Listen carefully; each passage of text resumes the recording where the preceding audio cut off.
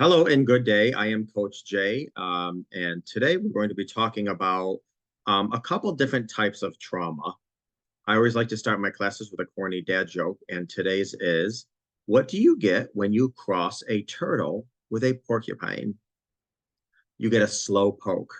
Ba-dum-bum. All right, if you can take two deep healing breaths with me, that's in through the nose, out through the mouth, preferably with your eyes closed, but however you feel safe. So in. Give ourselves lots of lung capacity and out through the mouth. One more time. And out. By the way, I just found a YouTube channel where this guy does meditations and mindfulness techniques that are really, really good. One of these times I'm going to share it on a class or something, but it's very hard, especially if somebody like me that has ADHD, to meditate and be mindful. But this guy has really mastered these techniques. So I will share them at some point. So like I said, today I'm going to be talking about a few different types of trauma, what they are, how they affect us, so forth. Just to get a baseline, trauma is not in the event. It is the response to the event. Trauma is an emotional and physical response to a terrible event. Three people can experience the same exact event and have three different reactions. Not only does everyone react to trauma differently, but there's various types of trauma that we can experience. In today's class, like I said, I'm going to explore a couple different traumas. If I have time, I'm going to go through vicarious trauma, developmental trauma, historical trauma, acute trauma, little versus big T trauma, complex trauma, CPTSD, and betrayal trauma. So, and I'm going to try to be quick. So this is recorded. Hopefully you can rewind it and watch it again if I go too quick. But vicarious trauma. What is vicarious trauma? Vicarious trauma is also known as secondary trauma. This trauma occurs when someone is indirectly affected by another person's traumatic experiences. This often affects professionals such as therapists, coaches, counselors, doctors, emergency responders who work closely with trauma survivors. I always say people that work in fields of trauma really should be talking to a professional themselves. If not, doing some things like, whatever it is to feed your uh coping skills bucket and me time and self-care, because if not, you can absolutely get this secondary trauma, especially if you're working with somebody who had a similar trauma that you experienced in the past, which is why people shouldn't even get into the mental health field unless they really did a lot of work on themselves. Anyways, imagine a surgeon who often operates on patients injured in serious accidents. Hearing their stories and seeing their injuries makes the surgeon feel overwhelmed. It's almost as if they had gone through the accident themselves. And this is, like I said, this is their job, morning, noon, and night. Nurses, I apologize. God bless me. Thank you. It's important for people who are exposed to vicarious trauma to have support systems and coping strategies. Um, okay, got to end it there just because I want to get to the other ones. Acute trauma. Acute trauma is a response to a single distressing event. This type of trauma might occur after experiences such as a car accident, natural disaster, or maybe witnessing a violent event. Acute trauma can trigger feelings of emotional distress, physical symptoms, and difficulties in concentrating. That's acute trauma. Now, I always say that after betrayal trauma, the first couple months we're in like acute trauma. And that's where like there's no coming up from water to breathe. You are drowning the first couple months in trauma. That's just unfortunately um, where we are at that first 2 or 3 months.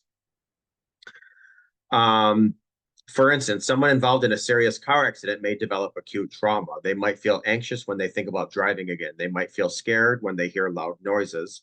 With time and support, many people can recover from acute trauma, especially if they receive immediately help and trauma therapy, coaching, counseling, what have you.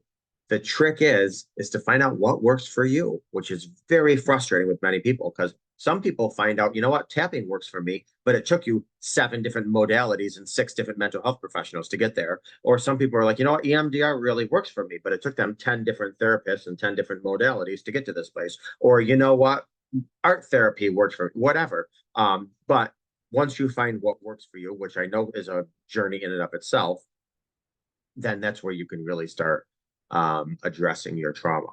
Developmental trauma. Developmental trauma occurs in early childhood. It's caused by chronic neglect, abuse, any type of disruption in caregiving. This type of trauma can interfere with a child's development and certainly affect their growth. And if they don't deal with it, it affects their adulthood as well. So, for example, a young child who is neglected or abused may not develop a secure attachment to their caregivers. This lack of security makes it very hard to trust others and often leads to difficulty regulating your own emotions. Recovering from developmental trauma often involves creating a safe space and a stable environment where the child can rebuild trust and safety. You can do this with a professional, which is preferable, but as long as you trust yourself, then you're at least a little bit more healthier to get into relationships. Because I always say, especially after breaking betrayal, one of the first things you have to do is trust yourself again before you start allowing other people that trust. All right, little t versus big T. Now, I'm going to tell you, a lot of mental health professionals do not subscribe to this. They're like, trauma is trauma is trauma is trauma, just like in the Bible. A sin is a sin is a sin is a sin. But since we're talking about it, little t trauma refers to the smaller, more common stressful events. Even though the word little is mentioned, it could still have significant impact on a person's emotional well-being. So examples could include ongoing criticism, financial troubles, minor accidents. For example, a child who is frequently teased in school might experience little t trauma, but big T trauma, on the other hand, involves, like, say, a major life-threatening disease or an accident or violent assaults. Big T trauma, both types of trauma can affect the person individually, but big T trauma is typically more intense and disruptive. However, some mental health professionals would say little t trauma is more disruptive because it's death by 1,000 cuts. And that's like really affects somebody. Like, for instance, a lot of times if somebody has a big T trauma, you can work with them. It's a singular event for the most part. You can deal with it. The little t traumas, that death by 1,000 cuts, man, that could take decades to heal. So, you know, it's like in my opinion, this is a horrible example and it just came to mind. It's like a checking account and a savings account. They're both significant, but just in different areas. All right, historical trauma. Historical or generational trauma is a collective emotional and psychological harm experienced by a group of people. This occurs over generations to a specific group. This often includes traumatic events like genocide, colonization, war. I just read a study on descendants of the Titanic, and even like grandchildren and great grandchildren say they have a hard time getting on ships to this day. And it's not necessarily because of the stories they heard, although that could be a part of it. There is a genetic component to generational trauma too, which I'm not going to get into right now. I don't have the time. But I will say one example of historical trauma could be the experience by the Native American communities. This was due to forced relocation and cultural suppression. These traumatic events have lasting effects on health and well-being and the cultural identity of future generations. Healing from historical trauma often involves acknowledging past injustices and working towards restoring cultural practices and community connections. Post-traumatic stress disorder, which is PTSD. It's a mental health diagnosis triggered by or experiencing, witnessing a traumatic event. PTSD symptoms last for more than a month. This is according to, I think, the DSM-5. Again, depending on who you talk to, there's going to be a little bit of wiggle room. But according to the DSM, it has to be something experienced for more than a month, and it has to disrupt your life more than a month. Symptoms include reliving the event through flashbacks or nightmares, avoiding reminders of the trauma, and feeling irritable or having difficulty sleeping. So, for an example, a soldier returning home from combat might develop PTSD. They could have flashbacks to the battlefield or feel anxious in crowded places. Treatment for PTSD could include therapy, medications, coaching, counseling, a combination of thereof. Research shows that a combination of treatments help those with PTSD reduce their symptoms. And again, one of the frustrating things is, well, what in the world is my best modality? Is it EMDR with tapping, with grounding techniques? Is it ketamine with mindfulness? I mean, these are things everybody has to kind of find for themselves because there's no such thing as a one size fits all when it comes to healing. All right, now there's CPTSD. So CPTSD, or complex trauma, occurs when someone experiences multiple traumatic events. And this is why a lot of professionals consider betrayal trauma more CPTSD than PTSD, because there's not only the relived thoughts, but there's trickle truth, and there's bringing past stuff into the current stuff. So there's a myriad things going on, which is why a lot of mental health professionals consider betrayal trauma more of CPTSD than PTSD. These events usually happen over a long period. The events can include things like abuse, neglect, domestic violence. And if you want to get technical, you could even say betrayal trauma includes these: abuse, neglect, violence. I mean, what more violence could you to give somebody potential STDs or so whatever. Okay. These experiences are prolonged and repeated. As a result, it can affect your sense of safety, trust, and self-worth. You just explained it enough fair to me. For example, a child who grows up in an abusive household may suffer CPTSD. The exposure to abuse may make it hard for them to form healthy relationships.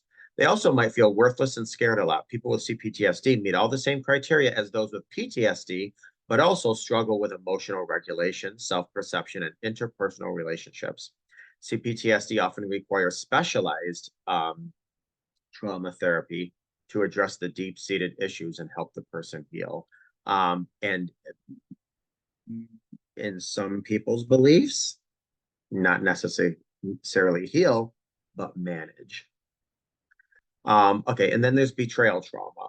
So not going to get into the definition necessarily, but it's life-altering trauma with the feeling of hopelessness, helplessness at the hands of somebody you had a primary attachment with. So very quickly, it's like you go on a plane ride with your mother, your child, your significant other, somebody that you trust implicitly, explicitly, and you're 30 feet above ground and you're on a plane, and before you know it, the door whips open and you're pushed out and you're falling to your death, and you don't have a parachute, and you look up at the plane and the person you were sitting next to is the one who pushed you out, and you're like, wait a minute, hold on a minute, whoa, now your mind is hijacked. That's betrayal trauma.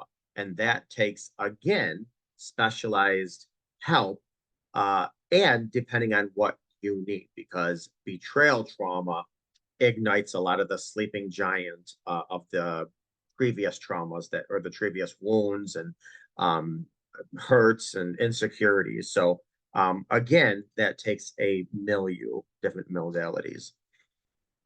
All right, so understanding these types of trauma help us to recognize someone, including ourselves, might be struggling and need support. So trauma absolutely can affect anyone, regardless of age, background, life experience, support systems, childhood, attachments.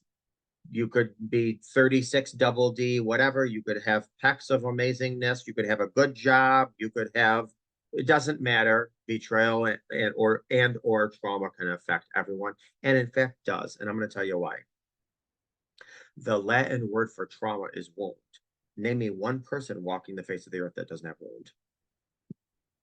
So it's important to remember that healing from trauma is possible.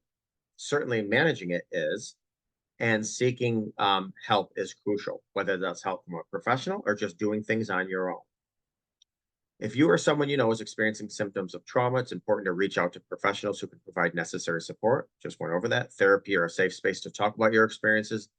Even online anonymous message groups, so you can get things off your chest, journal.